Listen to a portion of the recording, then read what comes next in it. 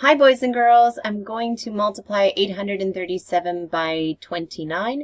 I'm going to start in the ones and multiply 9 times 7, which is 63. I put the 3 down here and carry the 6. Now 9 times 3 is 27, plus 3 is 33, so I put the 3 here. And the other 3 I carry it up here. And I do 9 times 8, which is 72, plus 3 is 75. Now before I go on and I multiply the tens digits, I'm going to cross these out so that they don't mess me up when I'm doing my tens digits.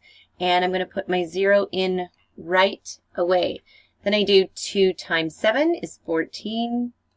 4 here, carry the 1. 2 times 3 is 6, plus 1 is 7. 2 times 8 is 16, and I can put the 16 in here.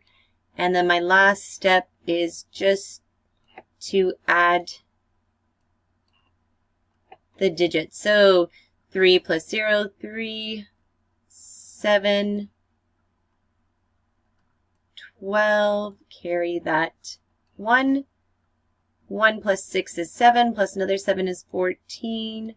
The 4 down here, and I carry that 1 so that I get 24,273.